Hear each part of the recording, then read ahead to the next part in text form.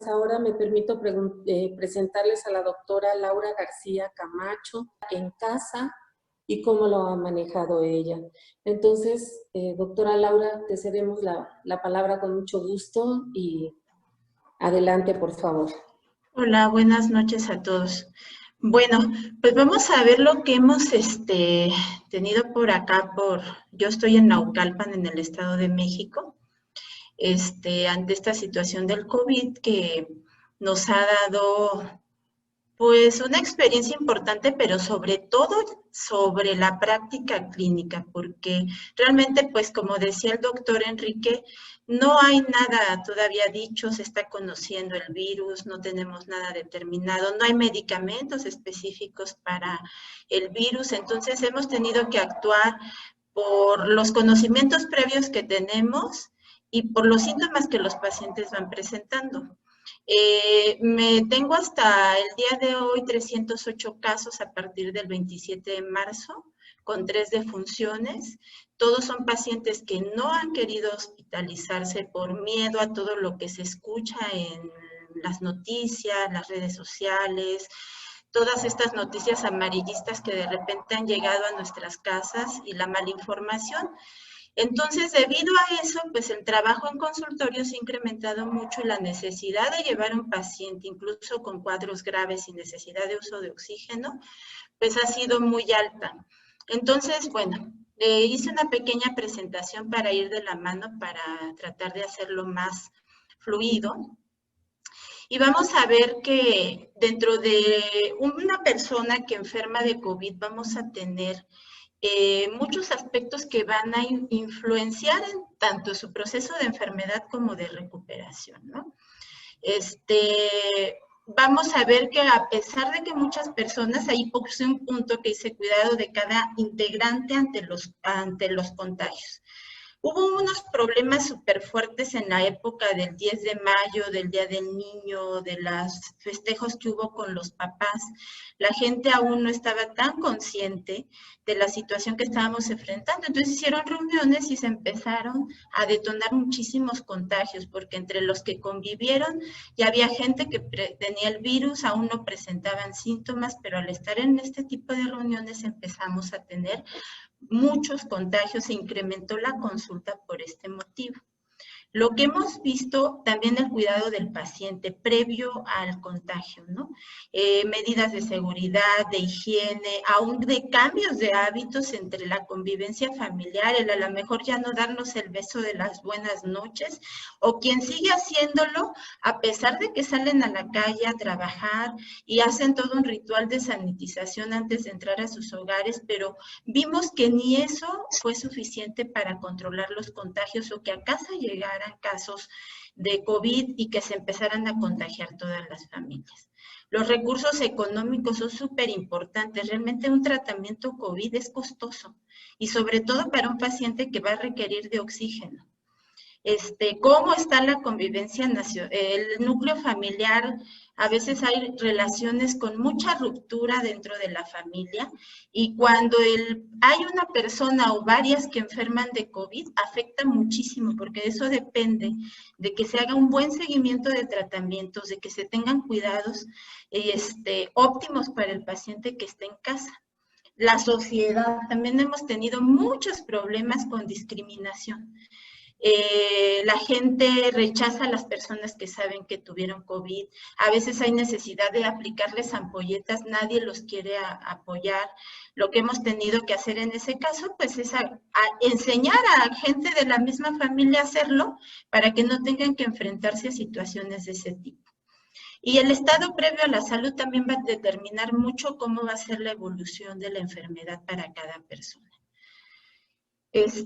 Algo importante es que dependiendo de la gravedad del cuadro, pues van a ser las medidas que nosotros vamos a tener que tomar desde el tipo de tratamiento farmacológico hasta los cuidados generales en casa.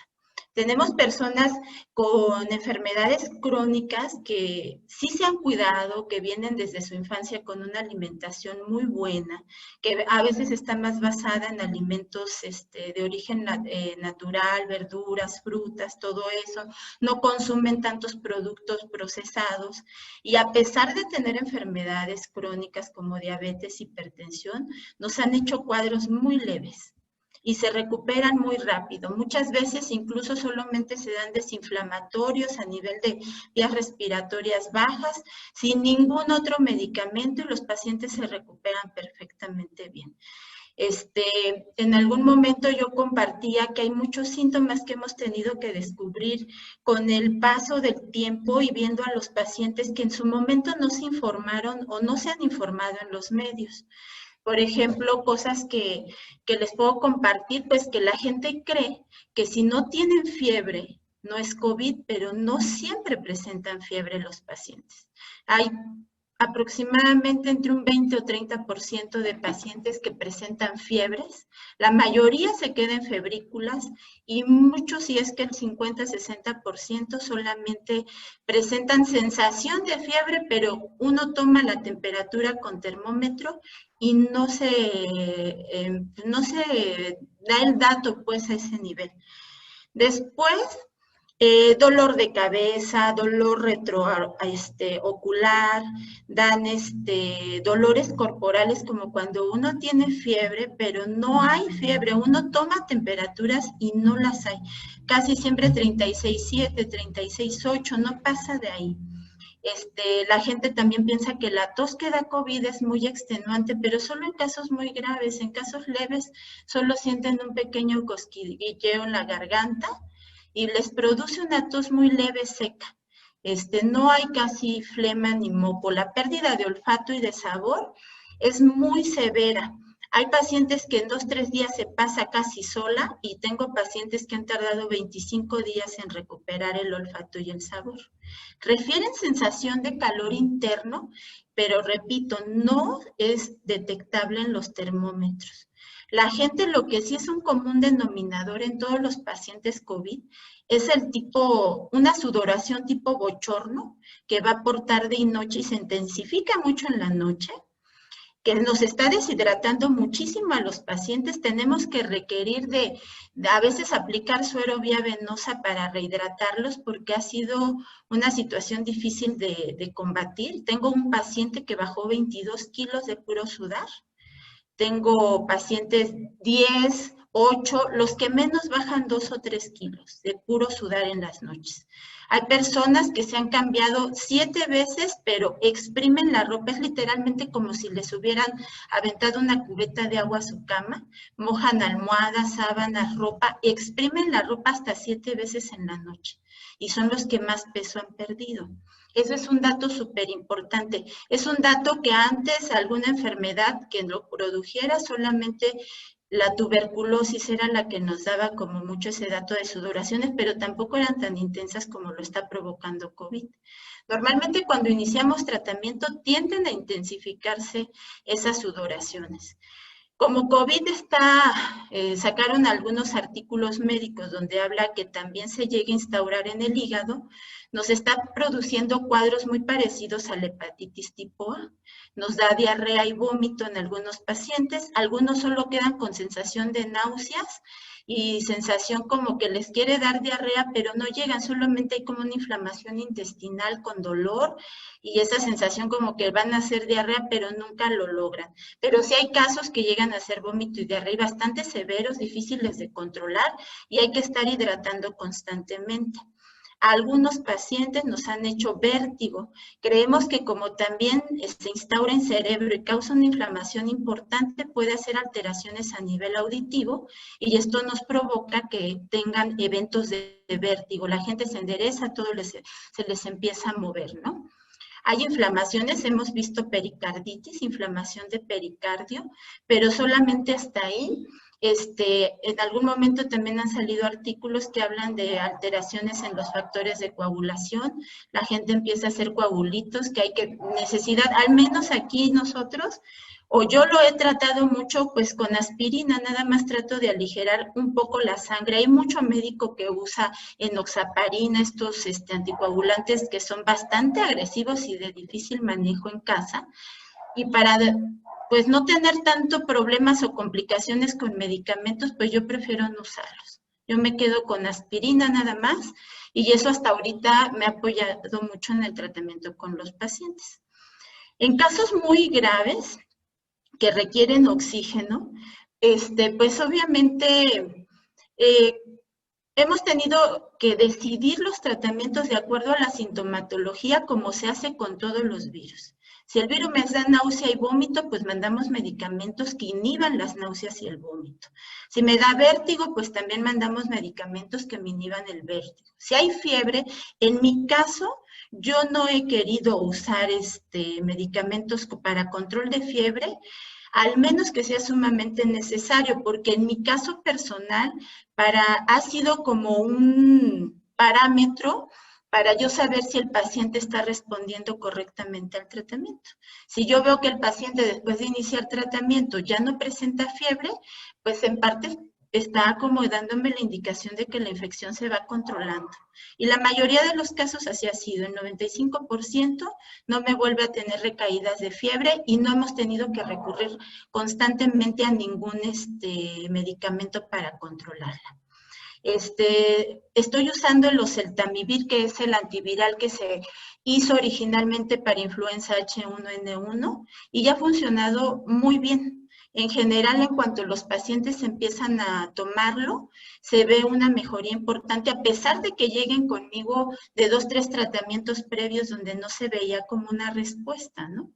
Los corticosteroides como dexametasona, betametasona o prednisona los hemos utilizado también para poder desinflamar la vía respiratoria baja. No hemos visto otra respuesta importante más que usando este tipo de medicamentos. La dosificación depende del paciente. El tipo del medicamento también. Se ha visto que la prednisona en los pacientes diabéticos que contraen COVID, casi todos hacen unas hiperglucemias, se suben las glucosas sin poderlas controlar mucho. Cuando iniciamos un corticosteroide tienden a elevarse mucho más y he visto que el que menos efectos tiene sobre la glucosa es la prednisona hasta ahorita con los pacientes. Entonces, dependiendo de la gravedad de cada paciente, se deciden las dosificaciones. En algunos pacientes hemos tenido que valernos de antibióticos y empiezan a tener mejores respuestas al tratamiento. El asunto aquí es que teóricamente, o lo que sabemos es que un virus nunca va a responder a un antibiótico, más sin embargo sí se muestra una mejoría en los pacientes. Mi teoría es que al tener el sistema inmune tan comprometido con este virus que ha venido a ser una agresión importante en el cuerpo, puede haber instauración de algunas infecciones bacterianas. En algunas ocasiones lo he podido ver por radiografía, o en las amígdalas que se hace acumulación de bacteria y bueno, nos funciona súper bien, pero normalmente pues, nos vamos sobre tratamiento sintomático. En cuestión de vía respiratoria, sobre todo cuando están usando oxígeno, pues de lo que me valgo y es mi aliado son las nebulizaciones o los inhaladores. Depende también de los recursos de cada paciente. La gravedad del cuadro ha dependido de muchas cosas. Lo que yo he visto ahorita en cuanto a la gravedad, cómo puede ir progresando, pues sí, definitivamente es la situación del sistema inmune de cada persona. A pesar de ser jóvenes, hay personas que tienen un sistema inmune muy quebrado y se han visto muy graves en su momento.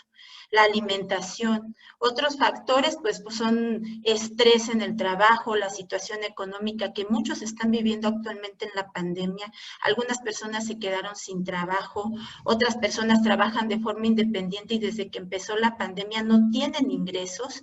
Todo eso los tiene con muchas situaciones emocionales fuertes que también nos quebrantan el sistema inmunológico y son presa fácil a contraer la enfermedad y agravarse. Enfermedades crónicas que vienen con mal manejo desde hace muchos años, son las que también nos están haciendo cuadros muy críticos.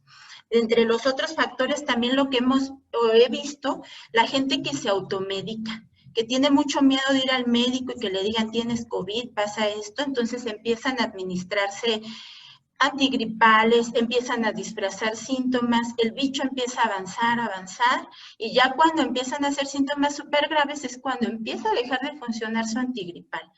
Y a veces ha habido gente que se ha automedicado, que se ha puesto muy grave y que hemos requerido pues tenerla en casa con oxígeno, ¿vale?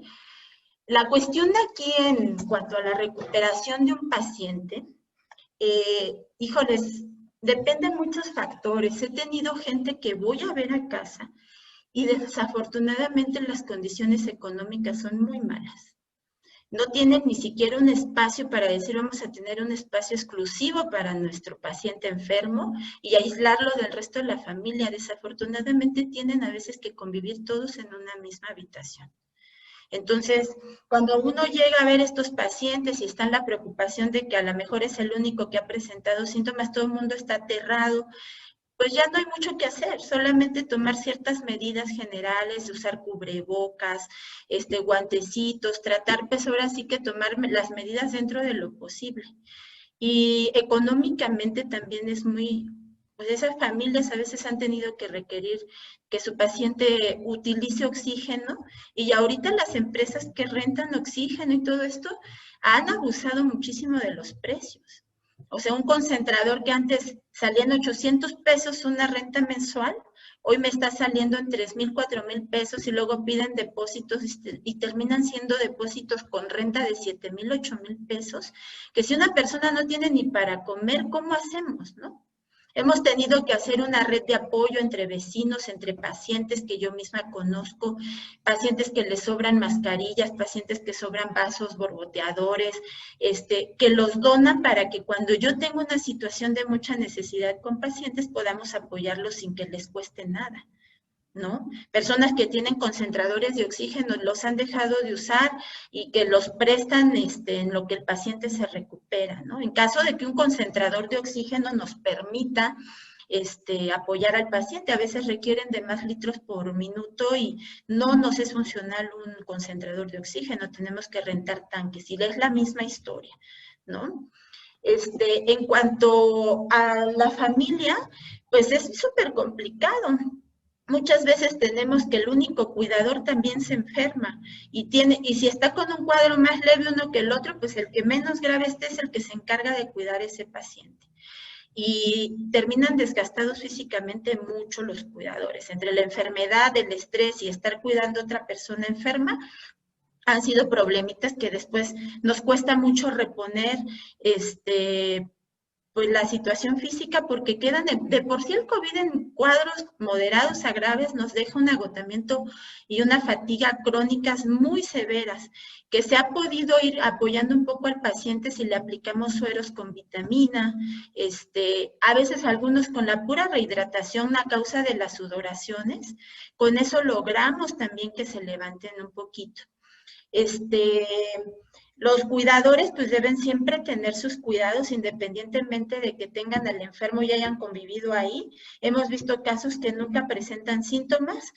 Algunos por economía no hemos podido verificar por pruebas o no si han hecho anticuerpos y ya no van a presentar la enfermedad, pero han pasado meses y siguen muchos de los cuidadores sin presentar síntomas algunos. Como experiencia propia, lo que he visto es que quedan también con secuelas importantes por la deshidratación tan intensa que tienen, como hay daño muscular. He tenido 2, 3 pacientes que no han podido caminar después de la recuperación por varios días, porque como hay pérdida de muchos electrolitos, los músculos, las fibras musculares quedan dañadas. Tenemos que pues lo que he hecho yo es darles jitomate, mucho jitomate crudo, con salecita, limoncito, ahora sí que receta casera, y con eso en máximo 5 días, el peor caso que tuve con esa secuela, ya pudo levantarse, caminar y volver pues, a subir y bajar escaleras porque les tiemblan las piernas de tanta debilidad, no tienen fuerza muscular prácticamente. y la mayoría se aqueja mucho de eso. Lo que hemos descubierto últimos días por un poco accidental es que si metemos suero solo para rehidratar, también se desaparece mucho una molestia que les queda en la garganta de resequedad, y mucha gente sangra de la nariz igual por la resequedad de las mucosas. Entonces metemos suero vía venosa, los rehidratamos, y eso me ha ayudado mucho a que los pacientes se recuperen de esos síntomas.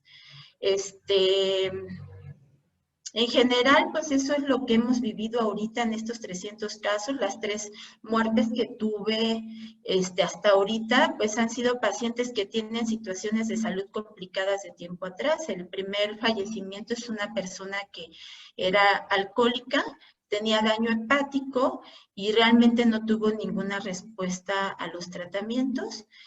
Llegó un momento en que no respondía al oxígeno, se pidió a la familia que se hospitalizara para intubación, él no quiso y el progreso pues fue empeorando cada vez más, duró un mes enfermo, pero finalmente falleció. El segundo caso fue un señor que por economía no asistía al médico, se empezó a automedicar, tenía un problema cardíaco de base. Cuando ellos llegan conmigo, el señor venía muy grave, desaturando 60, 65%, respondía al oxígeno, pero llevaba ya como 10 días con síntomas severos. Entonces, el mismo día que lo consulté, en la tarde la señora, su esposa, solo tenía tanques pequeños de oxígeno, se hizo fácil desconectarlo y su corazoncito no aguantó, tuvo un infarto en ese momento en que se desconectó del oxígeno y al caminar hacia el baño le dio un infarto fulminante, ya no lo pudimos salvar. Y el tercer internamiento fue un caso, tercer fallecimiento fue un caso muy interesante. Un señor de 86 años, fumador crónico, 2 cajetillas diarias de cigarro. El último día que las fumó fue el día que se sintió mal. Él empezó a desaturar a 39. Ningún hospital lo recibió en los hospitales por la edad. Llega a casa, la familia por la desesperación empieza a usar tanques con altas concentraciones de oxígeno, 25 litros por minuto. Cuando tengo la oportunidad de revisarlo, tenía colapsado el pulmón izquierdo, no se escuchaba en lo absoluto, pero poco a poco fue mejorando y se empezó a escuchar muy bien. El problema es que pues el virus hizo un daño importante en su cuerpo. Saqué estudios, muestras de laboratorio, química sanguínea, enzimas cardíacas, se le hizo perfil hepático, biometría hemática, y presentaba daño renal, daño cardíaco y daño hepático. Se estaba aparentemente recuperando, pero le dio una infección de vías urinarias, se empezó a complicar y ya no se pudo hacer realmente nada. Entonces, en general, pues esto es la experiencia que hemos tenido aquí. Van como 308 casos hasta el día de hoy. La mayoría de las personas hacen cuadros bastante tratables en casa. 2 que 3 se pueden complicar, pero también si se siguen las indicaciones tal cual, los tratamientos, los cuidados generales, las personas salen sin mucho problema. El tiempo de recuperación va de entre 2 semanas a 8 semanas, dependiendo de la gravedad del cuadro. Muy interesante, querida Laura. Tu experiencia realmente es también una esperanza de pensar que los pacientes, aún estando en su casa, con un buen manejo médico, pueden salir adelante. Pues te agradezco